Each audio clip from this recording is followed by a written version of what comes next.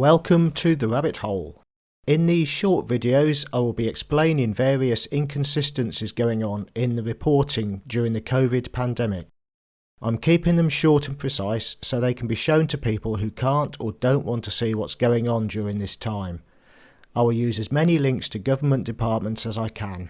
Where I can't, I will use multiple sources to confirm the facts. This video is called Government Psy-op Part 1 and is part of a series of Government Psy-op videos.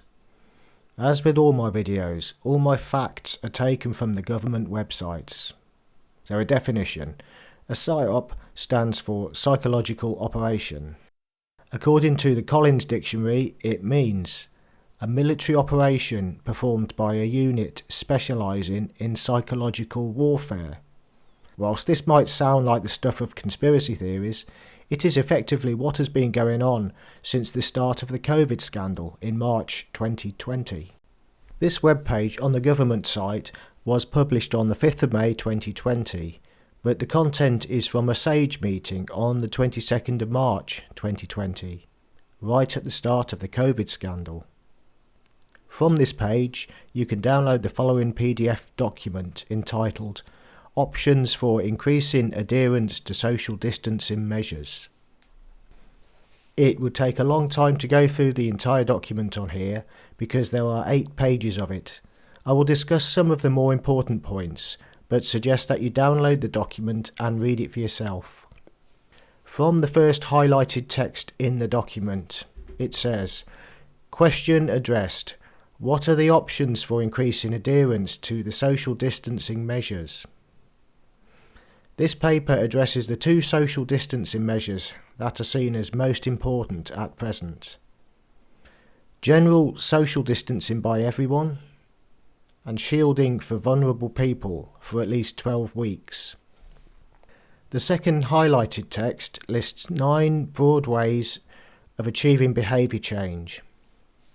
These are education, persuasion, incentivisation, coercion, enablement, training, restriction, environmental restructuring, and modelling.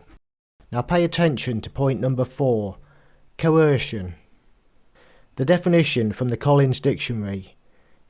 Coercion is the act or process of persuading someone forcefully to do something that they do not want to do.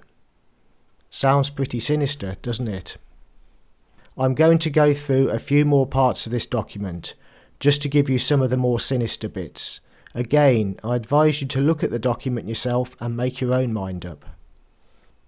So this is the heading Persuasion. 2. Perceived threat. A substantial number of people still do not feel sufficiently personally threatened.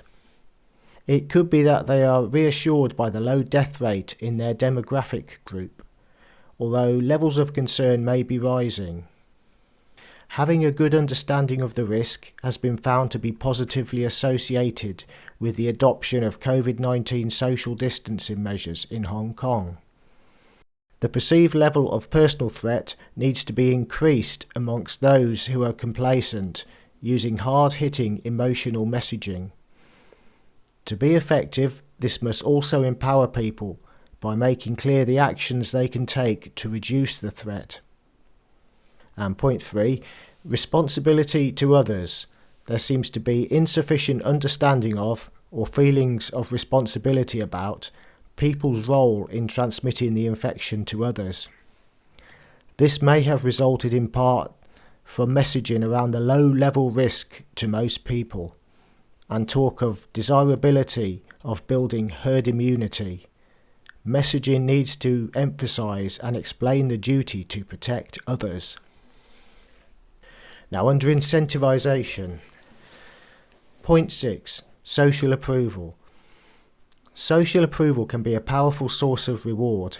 Not only can this be provided directly by highlighting examples of good practice and providing strong social encouragement and approval in communications, members of the community can be encouraged to provide it to each other. This can have a beneficial spillover effect of promoting social cohesion. Communication strategies should provide social approval for desired behaviours and promote social approval within the community. And on to coercion now. Point 8. Social disapproval.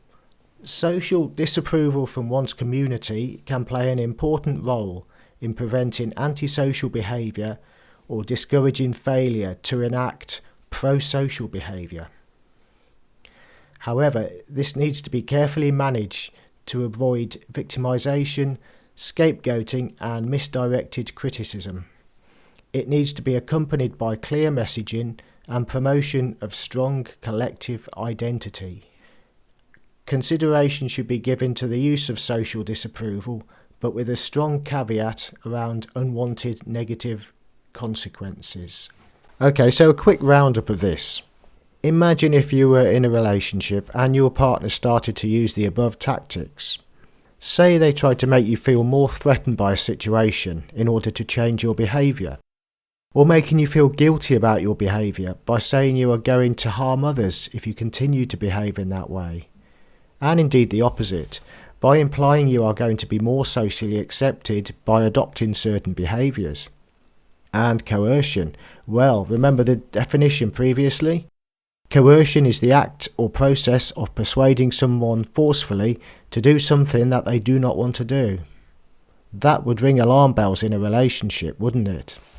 While some of this might seem innocuous to some people, you have to remember that this SAGE meeting was at the beginning of the COVID scandal. When I go through the appendices of the document, which cover the methodology and the APs evaluation grid, you will see how the media has been weaponised. And now for the appendixes on this document. Appendix A, and it says methodology. Options were canvassed considering what other countries have done, analysis of the problems encountered in the UK and suggestions for mitigation.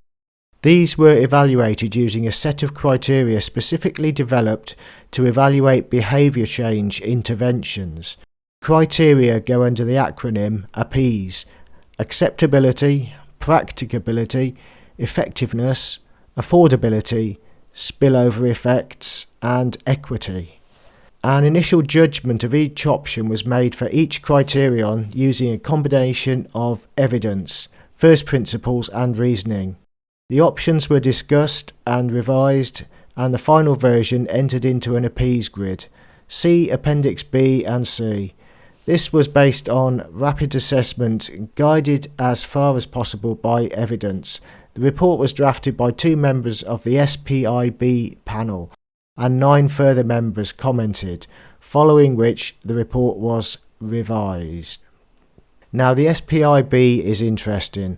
These are the Independent Scientific Pandemic Insights Group on Behaviours, and from the government website, SPI-B provides behavioural science advice aimed at anticipating and helping people adhere to interventions that are recommended by medical or epidemiological experts.